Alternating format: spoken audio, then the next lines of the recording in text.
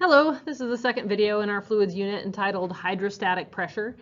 And the essential question is, why do fluids exert pressure? And what does this pressure depend on?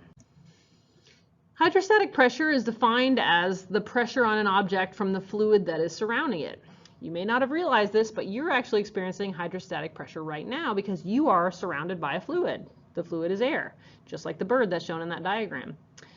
You probably have noticed hydrostatic pressure if you've ever been swimming, however. When you go to the bottom of a pool and you feel that pool water pushing in on your ears, that's another example of hydrostatic pressure. So what causes hydrostatic pressure? Well, fundamentally, it's caused by the fact that all objects are trying to be pulled down by Earth's gravitational force field. The molecules in the air, the molecules in the water, everything is trying to get closer to the center of the Earth. So fluids will actually settle as close as they can to the center of the Earth. And they keep going downwards until some other molecules or objects repel them or hold them up, right? So the water is kind of being repelled or held up by the ground there, the bottom of the ocean, and the air is being held up by the water. So they're trying to get down, but they can't get any further because they're being held up by the things underneath them. Now, if you're that bird and that fish kind of pinned in between, you are feeling the forces of those molecules around you pushing and being pushed by each other as they try to settle closer to the center of the Earth. So you feel a pressure on you from all the molecules that are pushing down, trying to get to the center of the Earth. So what variables are going to determine the magnitude or the size of the hydrostatic pressure from an object? I'd actually really encourage you to pause your video for a second and think about what do you think we're going to see in this equation? If I asked you to calculate how much hydrostatic pressure is acting on you right now versus maybe the amount that would act on you at the bottom of the swimming pool, what variables do you think you would need to know about the scenario to make that calculation? Okay, you're back. Hopefully you put some thought into it, because understanding these equations really comes from you guys trying to take a deep and meaningful look at your own lives and trying to recall and predict things based on your own experience. In any case, there are three variables that are going to be in this equation. The first, which probably a lot of you came up with, has to do with the amount of the fluid that's above you. So if you're under a small amount of water, for example, a small h of the fluid column above you, you experience a small amount of pressure because there's only a handful of those things on top of you pushing down, right? There's only a small number of things that are trying to get down through you to the center of Earth. Whereas if you're at the bottom of a column of fluid, you got a whole pile of stuff on top of you, you're going to be experiencing a lot more pressure. So the bigger the height of the fluid column measured above the object, the more hydrostatic pressure you're going to feel. This means that there is a linear relationship between H and P because there's more fluid molecules pushing down on the object, the higher the H. The second variable that determines the magnitude of the hydrostatic pressure is the density of the fluid. So when you go swimming in something like water, water is actually a relatively low density fluid, and that means it doesn't really hurt when you go underwater, too much at least if you don't go too far. So the smaller the density, the smaller the pressure. If you tried to go swimming in, for example, liquid mercury or molten lead, for a variety of reasons, it would hurt. But one of those reasons is because the higher the density of the fluid, the more pressure you're going to feel as well. There's a linear relationship between density and pressure because obviously there's more mass above you if you have a higher density fluid. And the third variable, which maybe a handful of you guys came up with, but probably not everybody, is the strength of the gravitational force field on the planet. In other words, if you're on a planet that doesn't have a ton of gravity, like for example Earth, you don't feel as much pressure because the water molecules above you or the fluid molecules above you aren't being pulled on that hard by the planet. If you went somewhere else, like for example Jupiter, that has a massive amount of gravity, and you had the same amount of the same fluid on top of you, you would feel a lot more pressure because Jupiter would be pulling that fluid down on top of your head a lot harder than Earth does. So there's a linear relationship between G, which is the planet's gravitational force field, and the pressure, because each fluid molecule on top is pulled harder down when we have stronger gravitational fields.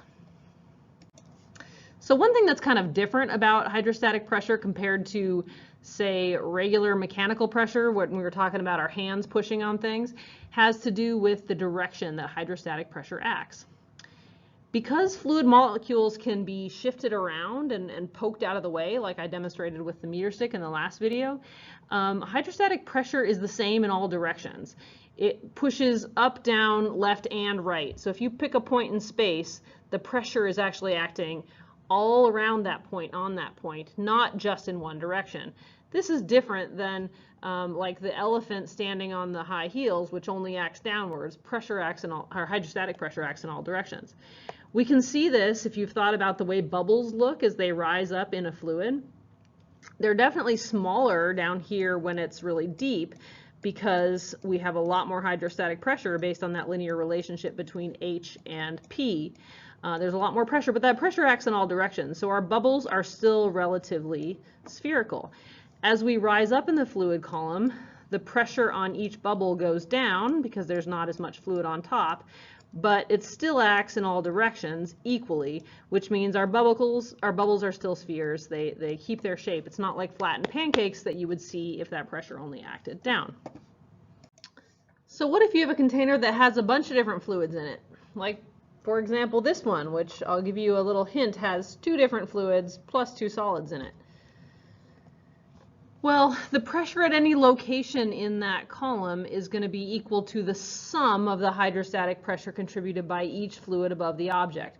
That means you can just add up the pressure of everything above you to figure out how much pressure is acting on you.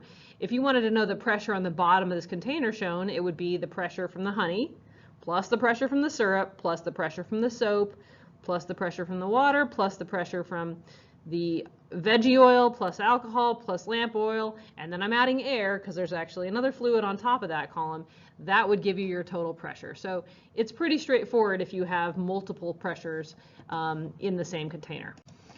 All right, we're finally ready to see our hydrostatic pressure equation and see if it matches up with all of the relationships and predictions that we've made. So on your equation sheet, you'll see P equals P naught plus rho GH. And in this equation, that P is the hydrostatic pressure that we've just been talking about due to a fluid that is around us, and it's measured in pascals. So hydrostatic pressure equals P naught. That little 0 kind of means initial or at the start. In this case, it's referring to the pressure at the top of the fluid. And this may be another fluid that's on top pushing down. Like that last example where we had air on the top, so you'd have to add, that's basically the air pressure you'd be adding into everything. Or it could be a solid object that's on top. So maybe you have a piston on top of a container of fluid of some kind, and you're pushing down on that piston or pushing up on the piston. That could also be the pressure that we're talking about. So whatever kind of mechanical pressure is on the top, that's P naught. And then these are those 3 relationships that we kind of came up with a few slides ago. We got linear relationships with the density of the fluid, the gravitational field, and the height of the fluid. A couple things are underlined in that definition because they're common mistakes. Sometimes people forget that that rho is the density of the fluid, and they'll use the density of some other object nearby, so it's important to realize that this is all about the fluid. And then that H is notably the height above the object, not the height of the object from the ground. So you've got to be a little bit careful about that. So let's run through one practice problem with the hydrostatic pressure equation. If the average density of air on Earth is 1.2 kilograms per meter cubed and the atmosphere is approximately 8,150 meters thick, what would the hydrostatic pressure on a person standing on Earth be due to the atmosphere? So that's you. I'm interested to know how much pressure are you experiencing right now due to the air above us. Before you solve this problem, I want you to make a little prediction in your brain about whether it's a lot or a little, and then pause the video and come back when you think you have a solution. The solution is approximately 101,000 pascals, sometimes written as 101 kPa. This is a value known as atmospheric pressure, and you may have heard about it in chemistry before. So now the question is that a lot or a little bit? Are we experiencing a lot of pressure or not so much based on the air that's around us? 101,000 pascals converts into units you might be more comfortable with into 14.7 pounds per every square inch. This is about 14.7 pounds, and a bottle cap of some kind is about a square inch. So if you imagine taking this entire huge weight and putting it all on a bottle cap on your arm, it would hurt. It would hurt a lot. It's kind of amazing that we are all experiencing 14.5 pounds per square inch of every part of our body is being pushed on by that much all the time. And I've got an awesome demo that you can do at home with some common supplies that hopefully you've got to kind of feel what atmospheric pressure feels like, because we're not really noticing it. So why aren't we actually noticing it? Why aren't babies and people crying all the time because they're being pushed on by this massive pressure? Well, flexible containers or soft containers end up adjusting in size so that the pressure on the inside balances out the pressure on the outside, right? If you take a balloon and fill it up with 20 pounds per square inch of air, and then you put it in Earth's atmosphere, the balloon gets bigger. The air on the inside pushes outwards until it's balanced out with the atmospheric pressure pushing in. If you fill up a balloon with less air pressure than we have outside, the balloon is going to shrink until it's balanced out. The pressure is the same on the inside and the outside. Turns out us humans, we're basically flexible containers. If the pressure on the inside of us was pushing out at a different amount than the pressure pushing in, our bodies would either explode or implode. I don't know if any of you have ever seen the movie Total Recall. Oh, sorry, I should have given you a warning before I showed that picture. But in that movie, Arnold Schwarzenegger goes to Mars and he is exposed to Mars' atmosphere, which it turns out is not very much. This is actually an accurate representation to some extent about what would happen to you if we took away Earth's atmosphere, because the inside of your body is pushing outwards at 14.7 pounds per square inch. And if there's nothing to hold that in, your eyes pop out, your stomach bulges out your mouth. It's a really ugly situation. So in any case, don't go into outer space without a spacesuit unless you want to look like that. The last thing you need to know about hydrostatic pressure is a couple definitions. You may see the terms absolute pressure and the terms gauge pressure. In this equation, the absolute pressure is like the total pressure that an object is feeling. That includes the atmospheric pressure around us.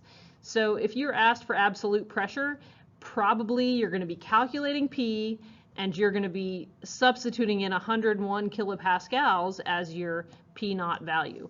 And that's because most objects on Earth have the atmosphere pushing in on them plus whatever fluid you're concerned with in the problem, which is usually water. Usually these are things underwater. And so you're doing that. This is the pressure from the air, and then this would be the absolute pressure from the water. And you would find P naught, or P, being your total pressure. Some problems, however, ask for a different kind of pressure. Since most objects on Earth have this 101 kilopascals of atmosphere pushing on us, sometimes it's just annoying to have to add 101 kPa to every single problem. And so they've made another term called gauge pressure, which is basically the same equation but ignoring the atmosphere. So if you're ever asked to find gauge pressure, don't worry about that 101 kPa, just do the pressure due to the fluid without that extra kPa from the atmosphere. Okay, we've come to the end of this show. Please take a few minutes and revisit the essential question, which is, why do fluids exert pressure and what does this pressure depend on? Thanks for watching.